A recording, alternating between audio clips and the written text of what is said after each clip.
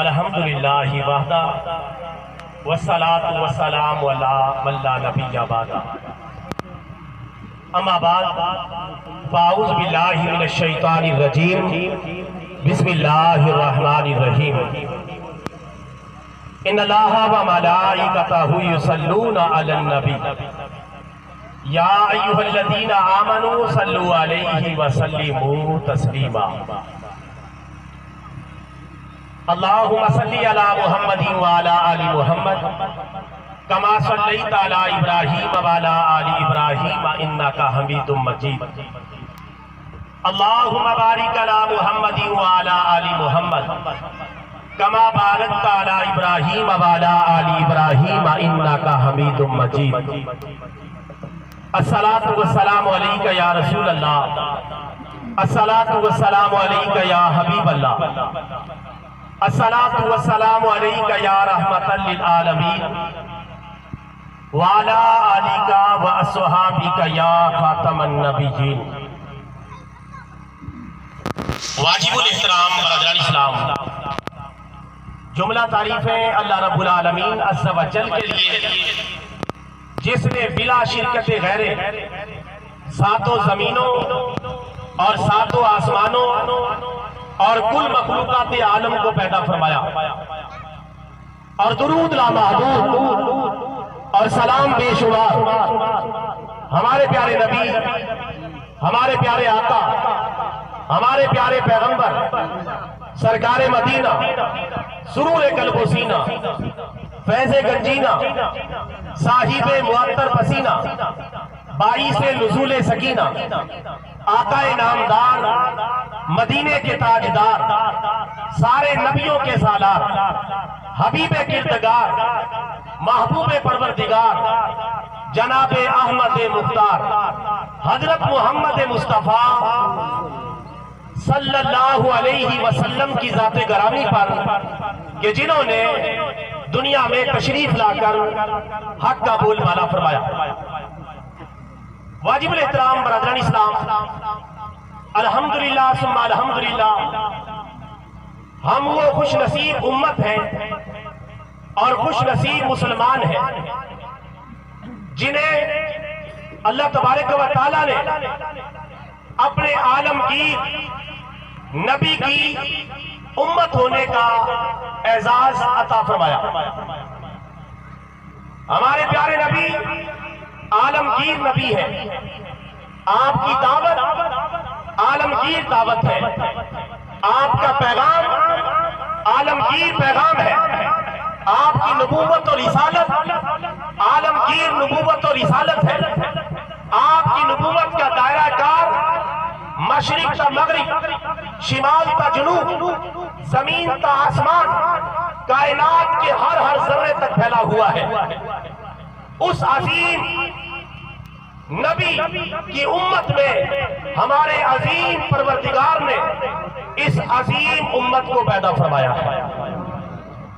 برادران اسلام، سابقہ انبیاء کرام علیہم السلام تشریف لاتے رہے اور لے جاتے رہے، 1,24,000 کم و بیش نبی آئے، 313 رسول تشریف لائے، لیکن سارے نبی علاقائی تھے، جغرافیائی تھے، خطہ جاتی تھے، مخصوص علاقوں اور مخصوص قوموں کی طرف اور مخصوص ملکوں کی طرف انہیں نبی بنا کر بھیجا گیا۔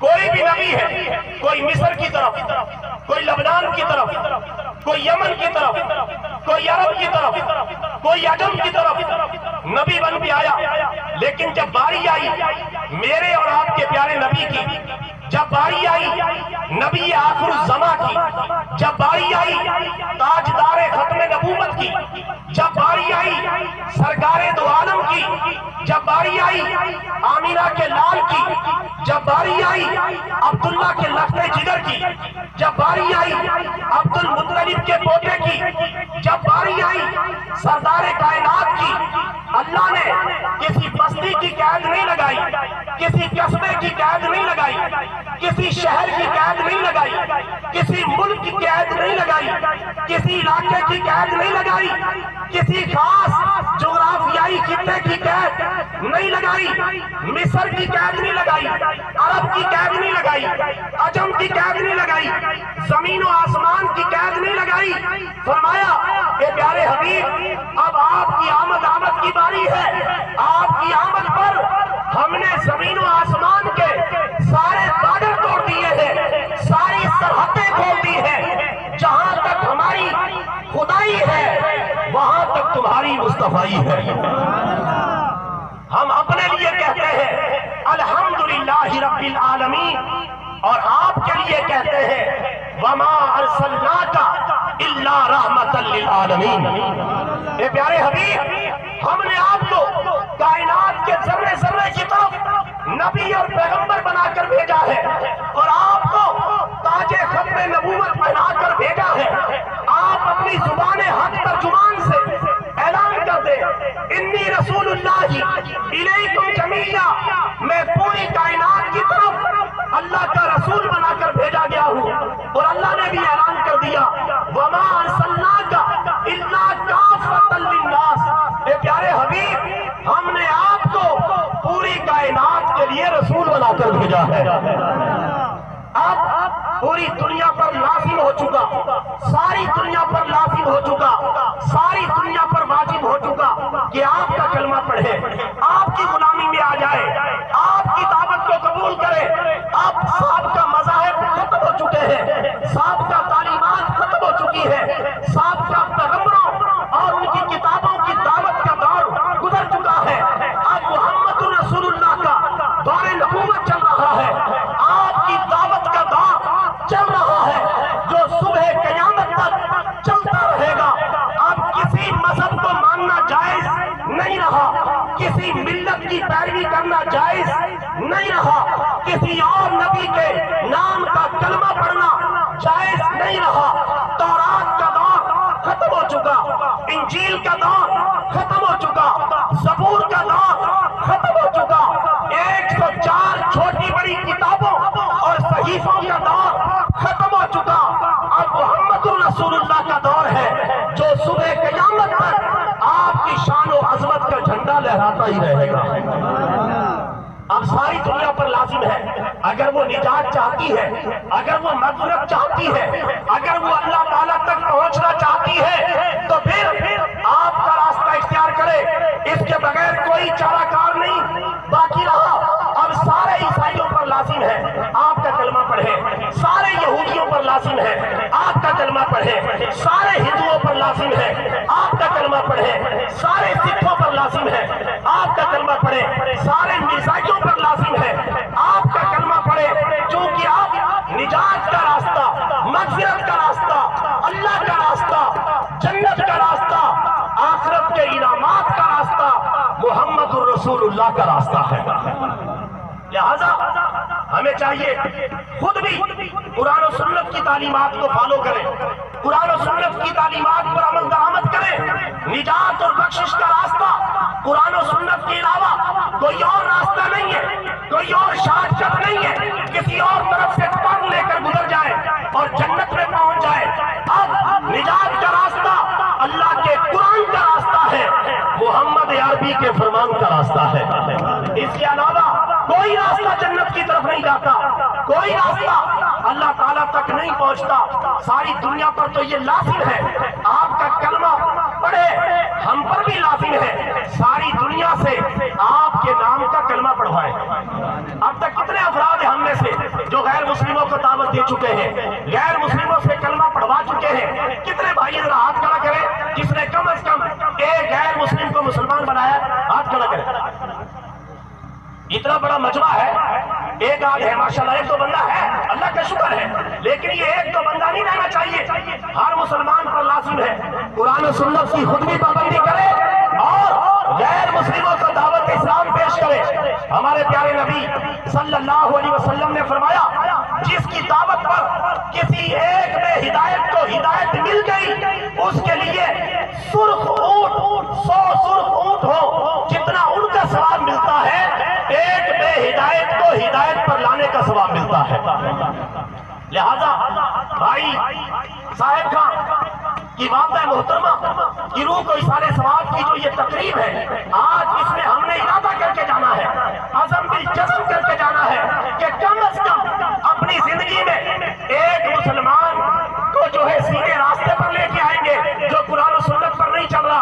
اور کم از کم ایک غیر مسلم کو کلمہ ضرور پڑھوائیں گے، کہہ دو انشاءاللہ، کوشش کریں گے انشاءاللہ، کوشش کرنی ہے، ہمت کرنی ہے، اللہ تعالیٰ برکت ڈال دے گا، الحمدللہ دین کی یہ دعوت پھیلتی چلی جائے گی۔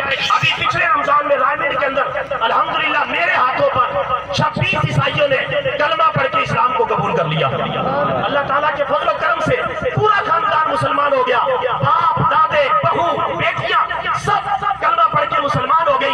ہماری آپس کی لڑائیاں ختم ہو تو ہم غیر مسلموں کو کلمہ پڑھوائیں۔ ہم تو سیاسی طور پہ لڑ کے اپنا بیڑا غرق کر چکے ہیں، مذہبی طور پہ لڑ کے اپنے بیڑا غرق کر چکے ہیں۔ ہمیں اس سے باہر نکل کے عالم کفر کو دین کی دعوت دینی ہے۔ سارے بھائی کوشش کریں گے، کیونکہ رشتہ ہے دیوار و در تیرا بھی ہے میرا بھی ہے، مت جلا کہ یہ گھر تیرا بھی ہے میرا بھی ہے، کیوں لڑے آپس میں ہم ایک ایک سنگ میل پر، اس میں نقصان سفر تیرا بھی ہے میرا بھی ہے۔ کھا گیا کلّا دہاں جنہیں تفریقے کا استہا، ان میں ایک نور نظر تیرا بھی ہے میرا بھی ہے، رشتہ ہے دیوار و در تیرا بھی ہے میرا بھی ہے، مت جلا کہ یہ گھر تیرا بھی ہے میرا بھی ہے۔ سیاسی اور مذہبی بنیادوں پر لڑنا بند کریں، بہت امت کا وقت ضائع ہو چکا، مزید اپنا وقت برباد نہ کریں۔ سیاسی لوگوں نے اپنی مفادات کی خاطر امت کو لڑایا ہے، اسی طرح مذہبی فرقہ بازوں نے اپنے مفادات کی خاطر امت کو لڑایا ہے۔ امت کو لڑانے کی کسی کو اجازت نہیں دی جا سکتی، چاہے وہ سیاسی لوگ ہوں چاہے وہ مذہبی لوگ ہوں، کیونکہ ہم ایک اللہ کے ماننے والے، ایک رسول کے ماننے والے، ایک قرآن کے ماننے والے، ایک دین کے ماننے والے ہیں۔ ڈاکٹر علامہ اقبال نے فرمایا منفعت ایک ہے اس قوم کی، نقصان بھی ایک ہی سب کا نبی، دین بھی ایمان بھی ایک، حرم پاک بھی اللہ بھی قرآن بھی ایک، کچھ بڑی بات تھی جو ہو پہ مسلمان بھی ایک، اور فرقہ بندی ہے کہیں ذاتیں ہے، کیا زمانے میں پنپنے کی یہی باتیں ہیں؟ خدا کے سامنے سر کو جھکا لیتے تو اچھا تھا، نبی کے نام پر گردن کٹا دیتے تو اچھا تھا۔ مسلمانوں تمہیں اس فرقہ بندی نے بتایا ہے، چاہے سیاسی ہے چاہے مذہبی ہے، مسلمانوں تمہیں اس فرقہ بندی نے بتایا ہے، اگر ایک راہ تم اپنی بنا لیتے تو اچھا تھا۔ یہ ہمارا راستہ ہے جو اللہ کے قرآن نے بتایا ہے اور پیارے نبی کے فرمان نے بتایا ہے۔ اللہ قرآن میں فرماتا ہے وَاعْتَصِمُوا بِحَبْلِ اللَّهِ جَمِيعًا وَلَا تَفَرَّقُوا، سب مل کر اللہ کی رسی کو مضبوطی سے تھام لو اور فرقوں میں، جماعتوں میں، پارٹیوں میں اور گروہوں میں نہ بٹو، امت بنو امت۔ سیاسی طور پر ہمارا بیڑا غرق ہو چکا ہے، کتنی سیاسی جماعتیں بن چکی ہیں، مذہبی طور پہ ہمارا بیڑا غرق ہو چکا ہے، کتنے مذہبی طبقے اور ٹولے بن چکے ہیں۔ ہمیں تو ایک نبی کی دعوت پر ایک امت بن کے چلنا چاہیے تھا۔ اللہ تعالیٰ ہم کو توفیق عطا فرمائے۔ سارے دعا کہہ دیں آمین، اونچی آواز سے کہہ دیں آمین۔ ہو سکتا ہے کوئی رحم کی گھڑی ہو، کوئی قبولیت کی گھڑی ہو، اللہ کو پسند آ جائے، ہم ان کاموں میں لگے ہوئے ہیں۔ آج 76 سال ہو گئے پاکستان میں اسلام نافذ نہیں ہو سکا، پوری دنیا میں اسلام کا پرچم نہیں لہرایا جا سکا، غزہ اور فلسطین کے مسلمانوں کی ہم مدد نہیں کر سکے، کتنے افسوس۔ میرا تو یہ کہنا ہے جو لوگ سیاسی فرقہ واریت پھیلاتے ہیں یا مذہبی فرقہ واریت پھیلاتے ہیں، ان کو ایک جہاز میں بھرا جائے اور کسی جزیرے میں ان کو چھوڑا ہے، وہاں اپنے لڑنے کا شوق پورا کر لیں، جب لڑ کے لہو لہان ہو کے ان کا شوق پورا ہو جائے، انہیں دوبارہ پھر ملک میں آنے کی اجازت دی جائے۔ میرے بھائیوں، امت کا بڑا نقصان ہو چکا، اب انشاءاللہ یہ مزید نقصان ہم نہیں ہونے دیں گے، کہہ دو انشاءاللہ، اونچی آواز سے کہہ دو انشاءاللہ۔ برادران اسلام، یہ فکر آخرت کی محفل ہے اور بھائی صاحب خان صاحب کی والدہ محترمہ کی روح کو اثار ثواب کی محفل ہے، لہذا میں اس میں عظمت والدین کو بھی بیان کروں گا اور فکر آخرت کو بھی بیان کروں گا، اور اپنا جو پیغام میں نے دینا ہے وہ پیغام بھی انشاءاللہ دوں گا۔ اللہ تعالیٰ مجھے حق اور سچ کہنے کی توفیق عطا فرمائے۔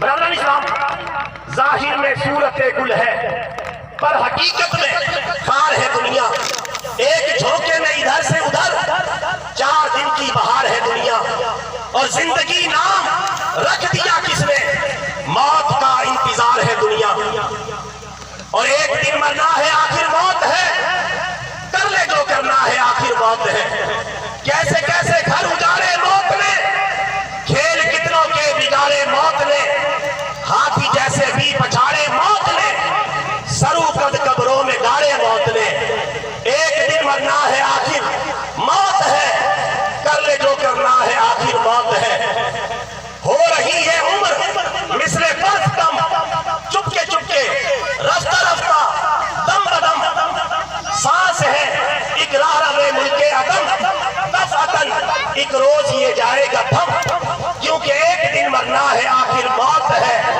کر لے جو کرنا ہے آخر موت ہے یہاں سے تجھ کو جانا ایک دن، قبر میں ہوگا ٹھکانا ایک دن، اپنا غفلت میں گوانا ایک دن، منہ خدا کو ہے دکھانا ایک دن، کیونکہ ایک دن مرنا ہے آخر موت ہے، کر لے جو کرنا ہے آخر موت ہے، کوچ ہائے بے خبر ہونے کو ہے، تابق غفلت سہر ہونے کو ہے، باندھ لے توشہ سفر ہونے کو ہے، ختم ہر فرد بشر ہونے کو ہے، کیونکہ ایک دن مرنا ہے آخر موت ہے، کر لے جو کرنا ہے آخر موت ہے، اور جگہ جی لگانے کی دنیا نہیں ہے، یہ عبرت کی جا ہے تماشا نہیں ہے، تجھے پہلے بچپن نے برسوں کھلایا، جوانی نے پھر تجھ کو مجنوں بنایا، بڑھاپے نے پھر آ کے کیا کیا ستایا، اجل تیرا کر دے گی بالکل صفایا،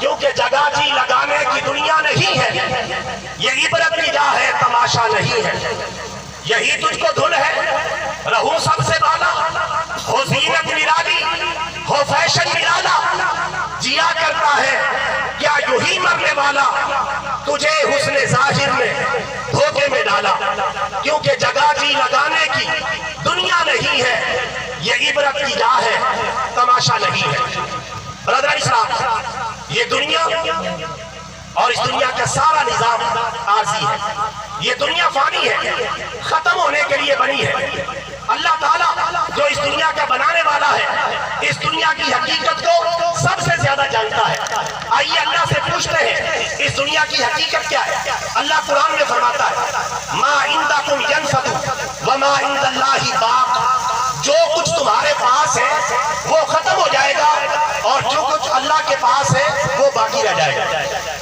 تمہارے پاس کیا ہے، بیوی بچے، الاٹ پلاٹ، زمینیں جائیدادیں، طاقت اور قوت، حکومت اور اقتدار، جو کچھ بھی تمہارے پاس ہے وہ ختم ہو جائے گا اور جو کچھ اللہ کے پاس ہے وہ باقی رہ جائے گا، لہٰذا اپنی آخرت کی فکر کرو، ایک اور مقام پہ اللہ تعالیٰ فرماتا ہے کل نفس ذائقۃ الموت، ہر نفس نے موت کا ذائقہ چکھنا ہے، ایک اور مقام پہ فرماتا ہے کل شیء ہالک الا وجہہ لہ الحکم والیہ ترجعون، ہر چیز ہلاک ہو جانے والی ہے سوائے اللہ کی ذات کے، اسی کے فیصلے اور اسی کے احکامات باقی رہ جائیں گے، ایک اور مقام پر اللہ تعالیٰ فرماتا ہے سورہ رحمان میں کل من علیہا فان ویبقی وجہ ربک ذو الجلال والاکرام، ہر چیز جو روئے زمین پر موجود ہے فنا کے گھاٹ پر جائے گی، صرف تیرے پروردگار کی ذات باقی رہ جائے گی اور کوئی بھی باقی نہیں بچے گا، اللہ تعالیٰ نے ہمیں کس لیے پیدا کیا ہے یہ بات بھی اللہ نے قرآن میں بتا دی،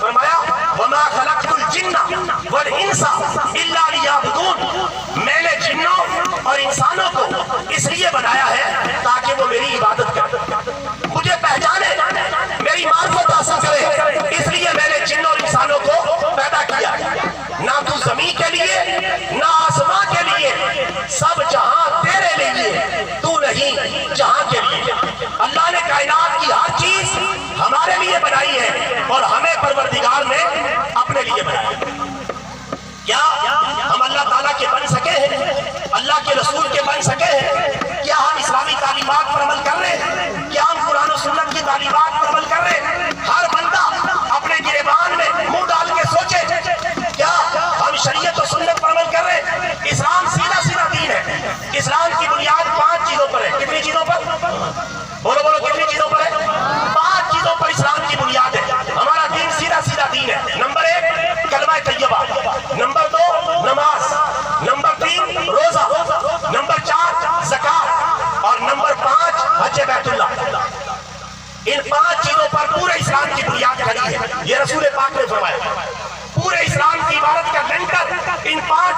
کھڑا ہے۔ اگر یہ 5 چیزیں قائم ہیں تو اسلام قائم ہے، اور اگر یہ 5 چیزیں قائم نہیں تو پھر ہمارا صحیح اسلام قائم نہیں۔ کلمہ طیبہ اللہ کا شکر ہم پہلے ہی پڑھتے ہیں، 5 وقت کی نماز کے پابند بن جائے، بنیں گے کہ نہیں بنیں گے انشاءاللہ؟ جو مسلمان 5 وقت کی نماز نہیں پڑھتا وہ برائے نام مسلمان ہے، آخری درجے کا مسلمان ہے، برائے نام مسلمان ہے۔ سچے پکے نمازی بن جائے، نماز چھوڑنا کسی عاقل و بالغ مرد عورت کے لیے جائز ہے۔ رمضان کے روزے رکھے، اپنے مالوں کی زکات نکالے، اگر اللہ نے امیر بنایا، اور آج کل گندم کا عشر چل رہا ہے، گندم کا عشر نکالے، گندم کا عشر 20 من میں سے 1 من ہے، اور 100 من میں سے 5 من ہے، جو نکالنا واجب اور ضروری ہے۔ جو نکالے گا اس کی گندم پاک ہو جائے گی، جو نہیں نکالے گا اس کی گندم اور رزق ناپاک رہے گا۔ اللہ قرآن میں فرماتا ہے وَآتُوا حَقَّهُ یوم حصادِہ، اور فصلوں کی کٹائی کے دن ان کا حق ادا کر دو۔ اور حق کیا ہے؟ 20 من میں سے 1 من گندم اللہ کے راستے میں، دینی مدارس کو سپورٹ کرے، دین کے اداروں کو سپورٹ کرے، جہاں دین کی بات ہو رہی ہے اس جگہ کو سپورٹ کرے، ہسپتالوں اور رنگ برنگے گلوکار اور اداکار آج کل زکات اور عشر اکٹھا کرنے کے لیے نکل آئے، ان کو اپنا عشر نہ دے اور ان کو اپنی زکات نہ دے۔ جہاں اللہ کا قرآن پڑھایا جا رہا ہے، پیارے نبی کا فرمان پڑھایا جا رہا ہے، وہاں اپنا عشر دے، انشاءاللہ ثواب بھی ملے گا، اور آپ کا عشر آپ کے لیے صدقہ جاریہ بھی بن جائے گا۔ تو یہ شریعت مطہرہ کا حکم ہے۔ اسی طرح اگر اللہ نے طاقت دی ہے اپنے مال کی زکات نکالے، جس بندے کے پاس 5 چیزیں ہوں اس کے اوپر زکات فرض ہے۔ نمبر 1، جس کے پاس نقد رقم ہو، سونا ہو، چاندی ہو، مال تجارت ہو یا جانور ہو، یا یہ 5 چیزیں ملے اور ان کی مالیت 1,35,000 روپے کو پہنچ جائے۔ جس مسلمان کے پاس 1,35,000 روپے موجود ہے فریش حالت میں، اس پر لازم ہے اپنے مال کی زکات نکالے۔ اسلام کی نظر میں وہ امیر ہے، چاہے وہ اپنے آپ کو غریب سمجھتا پھر رہا ہے۔ 1,35,000 روپے جس کے پاس موجود ہے فریش حالت میں، اس کے اوپر زکات فرض ہے، اور اسلام کی نظر میں وہ امیر ہے۔ زکات کتنی نکالے گا؟ 100 روپے میں سے 2.5 روپے، اور 1,00,000 روپے میں سے 2,500 روپے، 2,500 روپے زکات نکالیں گے۔ یہ اسی طرح فرض ہے جس طرح 5 وقت کی نماز پڑھنا فرض ہے۔ اپنے بالوں کی زکات نکالیں گے انشاءاللہ، اپنی گندم کا عشر نکالیں گے۔ اگر اللہ نے امیر بنایا، حج بیت اللہ کرنے چلے جائیں، عمرہ کرنے چلے جائیں۔ عمرہ کرنے سے اور حج کرنے سے ایمان کی بیٹری چارج ہو جاتی ہے، جس طرح موبائل کی بیٹری چارج ہو جاتی ہے، موبائل کام کرنے لگتا ہے۔ اگر حج اور عمرہ کر لیا جائے، ایمان کی بیٹری چارج ہو جاتی ہے، ایمان کام کرنے لگتا ہے، ایمان تازہ ہو جاتا ہے، بوسیدگی ختم ہو جاتی ہے۔ لہذا حج اور عمرہ کریں، اللہ نے طاقت دی ہے تو حج کریں۔ امیر مسلمان پر حج کرنا فرض ہے۔ حج کے دن آ رہے، حج کی درخواستیں چلیں گی، حج کے دن آ رہے تو لہذا حج کی تیاری کریں۔ تقریباً 12-13 لاکھ روپے کا خرچہ ہے۔ اگر کسی مسلمان کے پاس اتنے پیسے موجود ہوں، اس پر فرض ہے وہ حج کرنے چلا جائے، نہیں جائے گا تو کبیرہ گناہ کا مرتکب ہوگا۔ حج کرنا اختیاری معاملہ نہیں، لازم ہے، فرض ہے امیر مسلمان پر، نہیں کرے گا کبیرہ گناہ کا مرتکب ہوگا۔ ہاں غریب پر نہیں ہے، جس کے پاس اتنی رقم نہیں اس پر فرض نہیں، وہ عمرہ بھی کر لے تو کافی۔ عمرہ تقریباً 2-3 لاکھ روپے میں ہو جاتا ہے، لیکن فائدہ یہ ہے عمرہ کرے یا حج کرے، اللہ تعالیٰ گناہوں سے ایسے پاک بنا دیتا ہے جیسے اپنی ماں کے پیٹ سے آپ نے آج ہی جنم لیا۔ تو حج اور عمرہ کریں گے انشاءاللہ، اونچی آواز سے کہہ دیں انشاءاللہ۔ اللہ کا گھر دیکھنے جائیں گے، پیارے نبی کا روزہ دیکھنے جائیں گے۔ اللہ نے طاقت دی ہے، کیا کریں گے اس دولت کا؟ اس کو تجوری میں ڈال کے، بینکوں میں ڈال کے، گھر میں سجا کے کیا کریں گے؟ آگ لگانی ایسی دولت کو جس کے ذریعے اللہ کا گھر نہ دیکھا جا سکے، پیارے نبی کا روزہ نہ دیکھا جا سکے۔ پہلی فرصت میں اللہ کا گھر دیکھنے جائیں، حج کریں، عمرہ کریں۔ عمرے کی طاقت ہے تو عمرہ کریں، حج کی طاقت ہے تو حج فرض ہے، حج کریں۔ رسول پاک نے فرمایا جو بندہ طاقت کے باوجود حج بیت اللہ نہیں کرتا، اللہ کو اس کی کوئی پرواہ نہیں، چاہے وہ یہودیوں کے مرے چاہے وہ عیسائیوں کے مرے۔ یہ مشکات المصابیح کی حدیث ہے، کتنے سخت الفاظ ہیں۔ اللہ اس سے کتنا ناراض ہے جو طاقت کے باوجود حج بیت اللہ نہیں کرتا۔ اگر عمرے کی طاقت ہے پھر عمرہ کرے، عمرہ کرنے کی برکت سے بھی اللہ تعالیٰ پچھلے سارے گناہ معاف فرما دیتا ہے۔ ایک بڑا غلط مسئلہ پھیلا ہوا ہے. بعض بھائی یہ سمجھتے ہیں اگر میں نے عمرہ کر لیا تو میرے اوپر حج بھی فرض ہو جائے گا, مجھے حج بھی کرنا پڑے گا. یہ بالکل جھوٹ ہے, اس کا حقیقت سے کوئی تعلق نہیں, یہ جھوٹا مسئلہ ہے. عمرہ کرنے سے حج فرض نہیں ہوتا. عمرہ سنت ہے, حج فرض ہے. عمرے کی طاقت ہے تو عمرہ کریں, جب حج کی طاقت ہوگی حج کر لینا. عمرہ کرنے سے حج فرض نہیں ہوتا. اور یاد رکھیں اگر حج کے دنوں میں اتنی رقم موجود ہے, حج فرض ہے, یہ بہانہ نہیں چلے گا. یہ پیسہ میں نے کاروبار کے لیے رکھا ہوا ہے, یہ پیسہ میں نے بیٹے اور بیٹی کی شادی کے لیے رکھا ہوا ہے, یہ بہانہ بالکل بیکار ہے, اس کی کوئی حقیقت نہیں ہے. حج کے دنوں میں, اور حج کے دن چل رہے ہیں, بقرعید قریب ہے, حج کے دن چل رہے ہیں, حج کے دنوں میں جس بندے کے پاس اتنا سرمایہ موجود ہو اس پر لازم ہے وہ حج کرنے چلا جائے. اور یاد رکھیں حج کرنے سے بندہ غریب نہیں ہو جاتا, حج کرنے سے کوئی بندہ کنگال نہیں ہو جاتا, حج کرنے سے کوئی مال ختم نہیں ہوتا. اپنے پیارے نبی کا فرمان سنیں اور اپنے ایمان کو تازہ کریں. چھاتی کا زور لگا کے کہتے سبحان اللہ, اونچی آواز سے کہتے سبحان اللہ.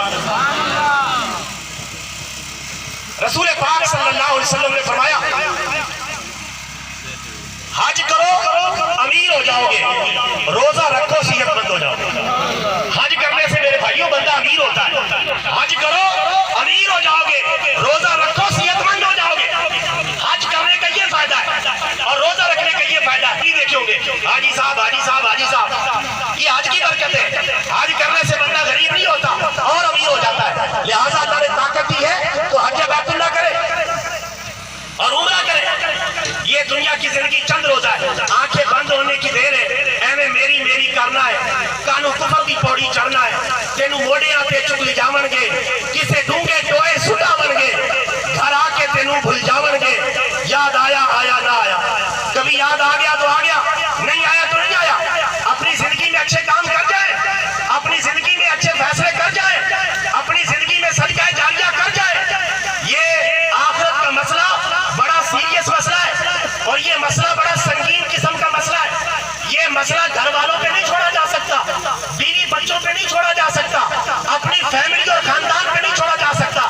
پتہ نہیں پیچھے سے یاد رکھتے ہیں نہیں رکھتے, ایثار ثواب کرتے ہیں نہیں کرتے, ہمارے لیے دعا کرتے ہیں یا نہیں کرتے, یا اپنی جائیدادیں بانٹنے میں لگ جاتے ہیں یا اپنی دولت تقسیم کرنے میں لگ جاتے ہیں. مرنے سے پہلے پہلے اچھے فیصلے کریں.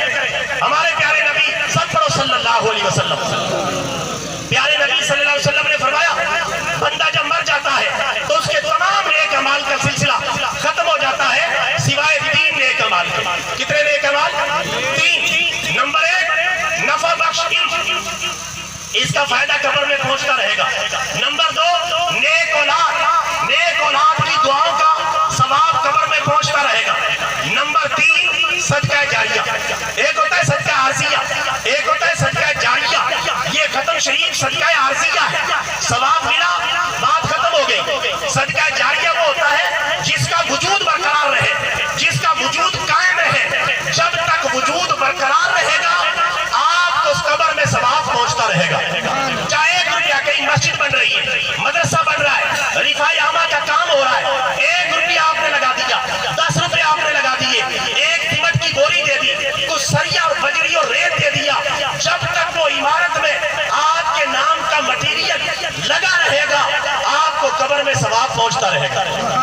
تو صدقہ جاریہ کریں گے نہیں کریں گے؟ اپنی زندگی میں کرنا ہے. میں نے پہلے کہہ دیا گھر والوں پر یہ مسئلہ نہیں چھوڑا جا سکتا. پتہ نہیں گھر والے پیچھے سے کیا کرتے ہیں اور کیا نہیں کرتے. ہر کوئی بندہ نیک تو نہیں ہوتا. اپنے والدین کو یاد رکھے, بعض رکھتے بعض نہیں رکھتے. لہذا اپنی زندگی میں فیصلہ کرے, اپنی زندگی میں جو ہے اچھا فیصلہ کر کے جائے, اپنی اولاد کو نیک بنا کے جائے, اپنے لیے صدقہ جاریہ کر کے جائے اور نفع بخش علم چھوڑ کے جائے. ہمارے پیارے نبی صلی اللہ علیہ وسلم نے فرمایا, جامع ترمذی کی حدیث مبارکہ ہے, قیامت کا دن ہوگا, نفسا نفسی کا عالم ہوگا, کوئی بندہ اپنی جگہ سے قدم بھی نہیں ہلا سکے گا جب تک اس سے 4 سوال نہ کر لیے جائیں. کتنے؟ بولو بولو کتنے سوال؟ جب تک اس سے 4 سوال نہ کر لیے جائیں کوئی بندہ اپنی جگہ سے قدم بھی نہیں لا سکتا. نمبر 1 تو نے زندگی کیسے گزاری, پوری زندگی کے بارے میں سوال ہوگا کہ تو نے زندگی کیسے گزاری یہ بتانا پڑے گا. نمبر 2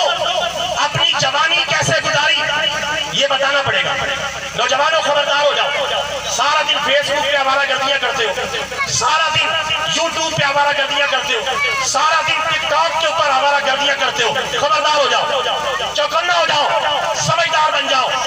रसूल पाक ने फरमाया दूसरा ये सवाल होगा कि तूने जवानी कैसे गुजारी, जवानी टिकटॉक में, फेसबुक में, यूट्यूब पे या गूगल पर आवारा गर्दियां करते हुए गुजारी, या अल्लाह के कुरान को पढ़ते हुए गुजारी है, या तहज्जुद को पढ़ते हुए गुजारी है, 5 वक्त की नमाजें पढ़ते हुए गुजारी है।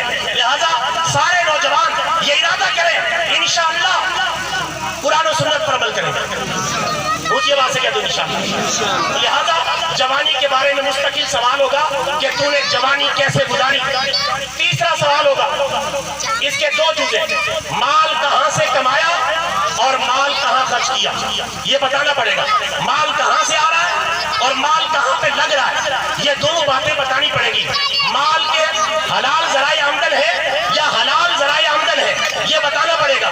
माल कहां खर्च करता रहा, गुनाह की जगहों पर या सवाब की जगहों पर, ये बताना पड़ेगा कि अपना माल कहां खर्च किया, माल कमाया कहां से, ये भी बताना पड़ेगा। माल खर्च कहां किया है, ये भी बताना पड़ेगा। हर बंदा सोच ले कि माल हराम तरीके से कमा रहा है या हलाल तरीके से कमा रहा है। अगर हराम तरीके से कमा रहा है छोड़ दे, हलाल तरीके से कमा रहा है अल्लाह का शुक्र अदा करे। खर्च कहां कर रहा है ये देखे, दीन की जगहों पर नेक कामों में खर्च कर रहा है या बुरे कामों में खर्च कर रहा है, इस सवाल का जवाब देना पड़ेगा। चौथा सवाल होगा, अपने इल्म पर तूने कहां तक अमल किया। ये क़यामत के 4 सवाल है। अपने इल्म पर तूने कहां तक अमल किया। क्या तुझे मालूम नहीं था 5 वक्त की नमाज पढ़ना फर्ज है, क्यों नहीं पढ़ी? क्या तुझे मालूम नहीं था रमजान के रोजे रखना फर्ज है, क्यों नहीं रखे? क्या तुझे मालूम नहीं था वालिदैन की खिदमत करना लाजिम है, क्यों वालिदैन की खिदमत ना की? क्या तुझे मालूम नहीं था उशर निकालना और ज़कात निकालना फर्ज है, क्यों नहीं निकाली? ये पूछा जाएगा अपने इल्म पर कहां तक अमल किया। आज जब किसी को दावत दी जाती है कि भाई नमाज पढ़े, वो कहते हैं आप अपना काम करें, आप अपनी फिक्र करें, आपने अपनी कब्र में जाना, मैंने अपनी कब्र में जाना है। ये भाई सोच ले, गौर कर ले, ये पूछा जाएगा अपने इल्म पर कहां तक अमल किया। जब हय्या अलस सलाह की आवाज आती थी, आओ नमाज की तरफ, हय्या अल फलाह, आओ कामयाबी की तरफ, क्यों नमाज की तरफ नहीं आया, क्यों कामयाबी की तरफ नहीं आया? आज जब किसी से कहा जाता है भाई नमाज पढ़ ले, वो कहता जरा मसरूफ हो, कपड़े ठीक नहीं है, बिजी हो। ये मिस्टर मसरूफ साहब कान खोल के सुन ले, ये मिस्टर मसरूफ साहब, मिस्टर बिजी साहब और ये मिस्टर जो है बिजनेसमैन साहब, ये जो नमाज पे अपने बिजनेस को, अपने कारोबार को और अपनी मसरूफियत को तरजीह देता है, ये मिस्टर मसरूफ, ये कान खोल के सुन ले। जो आज कह रहा है कि मैं बड़ा मसरूफ हूँ नमाज पढ़ने के लिए, मेरे पास टाइम नहीं है, कल क़यामत के दिन जब तू अल्लाह की बारगाह में आएगा, अल्लाह ने फरमा दिया मेरे पास तेरी बात सुनने के लिए भी टाइम नहीं है, इसको उठा के बाहर से जहन्नम में फेंक दो। फिर सोचे हमारा क्या बनेगा, सोचे इस मसरूफियत का क्या बनेगा, सोचे हमारी ये मसरूफियत और मशगूलियत किस काम आएगी। लिहाजा मेरे भाइयों, मसरूफियत को बताएं कि हमने नमाज पढ़नी है, नमाज को ना बताएं कि हमने मसरूफ रहना है या मशगूल रहना है। लिहाजा सारे भाई ये इरादा करें कि इंशाअल्लाह हमने अपनी आखिरत की तैयारी करनी है, करेंगे कि नहीं करेंगे इंशाअल्लाह। मैं अपनी बात को समेटूंगा पैगाम देकर चंद मिनट के अंदर। अभी तो मेरा टाइम बाकी है, 4:30 बजे तक मेरा टाइम है, लेकिन आपको शायद भूख लगी हो, लंगर भी आ चुका है, खुशबू भी आ रही होगी, तो शायद आप ज्यादा देर इंतजार ना करें। मुझे भी कोई लंबी चौड़ी तकरीर करने का शौक नहीं होता, क्योंकि इंतजामिया की तरफ से घंटा मुझे टाइम दिया गया था, घंटे में भी 25 मिनट बाकी है, बहरहाल मैं 25 मिनट नहीं लूंगा, 10 मिनट में अपना पैगाम मुकम्मल करके अपनी बात को मुकम्मल करूंगा। 10 मिनट से पहले जो है आप तवज्जो के साथ बात को सुने। 4:05 हुए, 4 बज के इंशाअल्लाह कोशिश करेंगे 15 मिनट में बात को मुकम्मल करेंगे। छाती का जोर लगा के कहते सुभान अल्लाह, और ऊंची आवाज से कहते सुभान अल्लाह। मेरे भाइयों, साथ साथ नेक अमाल करने के वालिदैन की खिदमत करें, अपने वालिदैन की अजमत को पहचाने। जिस तरह भाई साहिब खां साहब अपनी वालदा की रूह को इसाले सवाब करने के लिए ये इसाले सवाब की महफिल उन्होंने सजाई है। हर बंदा ऐसा नहीं करता, कोई कुर्बानी देता है, कोई कुर्बानी नहीं देता। अपने वालिदैन की अजमत को पहचाने, अपने वालिदैन की इज्जत करें, अपने वालिदैन की दुनिया में खिदमत करें। अगर वो फौत हो गए तो उनके लिए इसाले सवाब करें। औलाद के पास वालिदैन की खिदमत के अलावा कोई चारा काम नहीं है, औलाद को वालिदैन की खिदमत करना पड़ेगी। इसके औलाद आजकल बड़ी चालाक वाकई हुई है। अगर वालिद से मफाद पूरा हो तो वालिद की तरफ झुकाव ज्यादा, वालदा की तरफ कम, और अगर वालदा की तरफ से मफाद पूरा हो वालदा कम।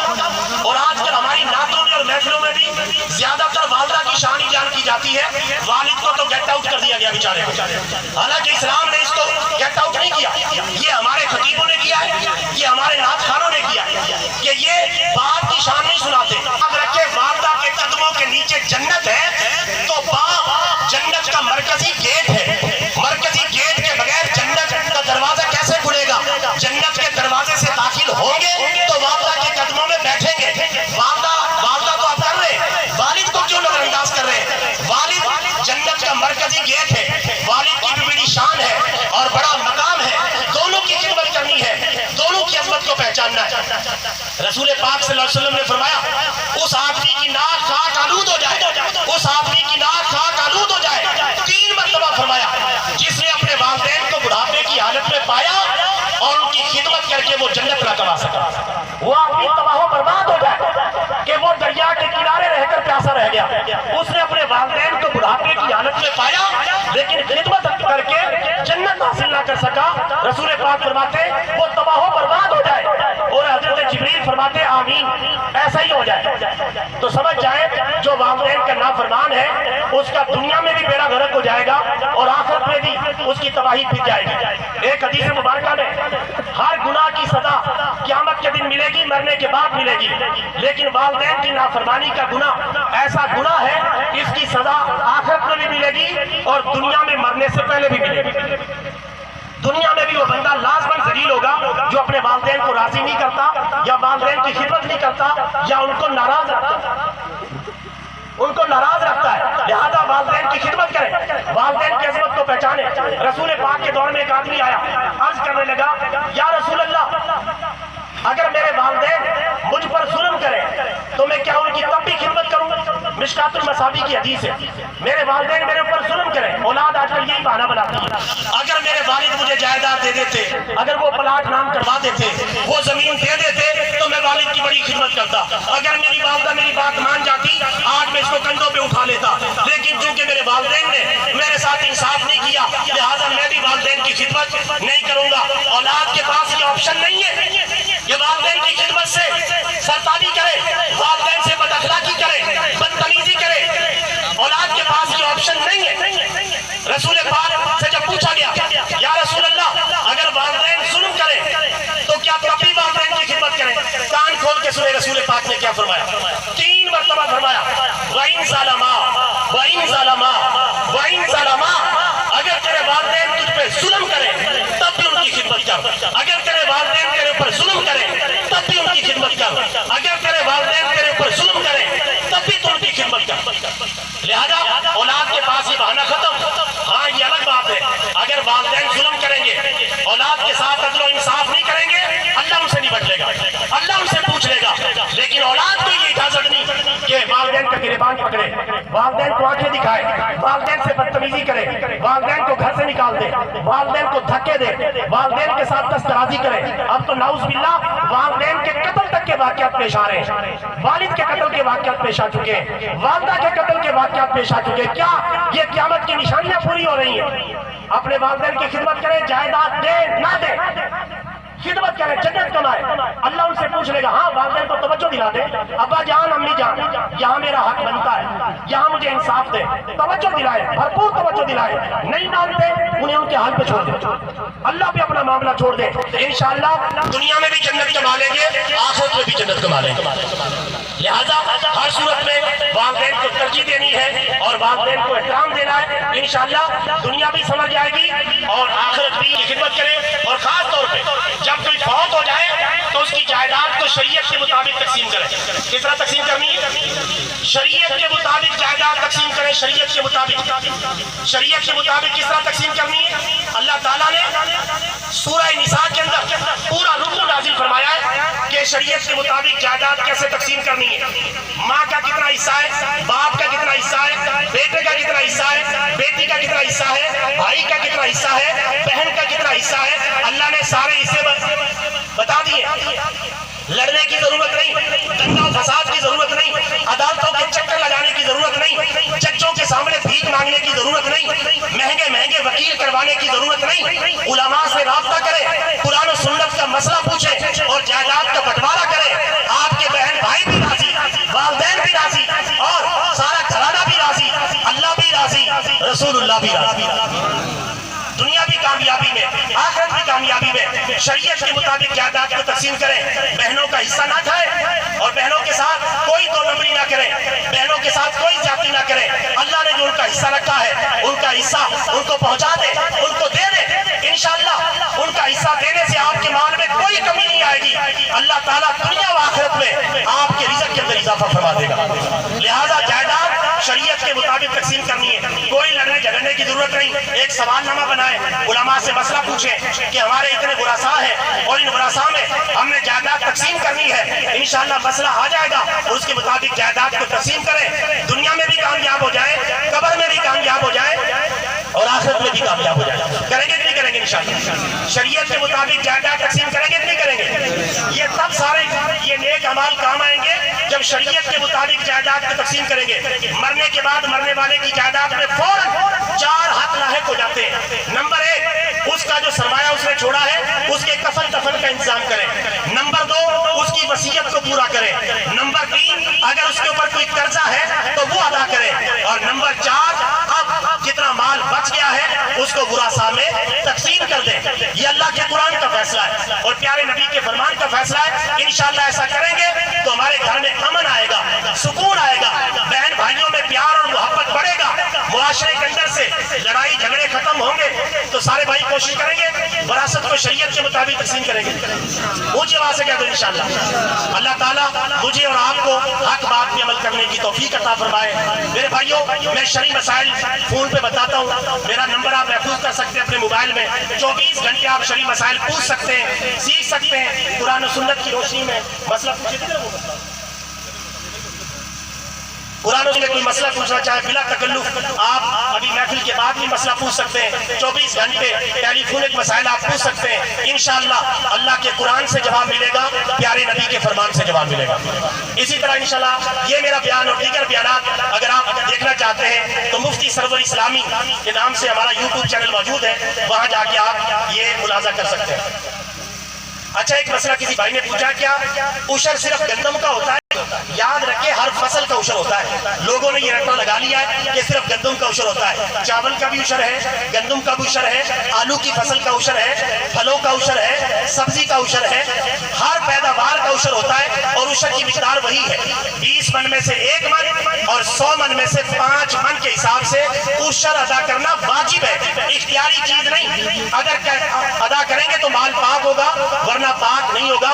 گندم کا، چاول کا، سبزیوں کا اور پھلوں کا عشر ادا کیا کرے۔ عشر ادا کرنے سے آپ کا مال ہرگز ہرگز ہرگز کم نہیں ہوگا، کیونکہ رسول پاک نے فرمایا صدقہ مال کو کم نہیں کرتا بلکہ صدقہ مال میں اضافہ کر دیتا ہے اور برکت ڈال دیتا ہے۔ اللہ تعالیٰ عمل کی توفیق عطا فرمائے۔ وآخر دعوانا الحمدللہ۔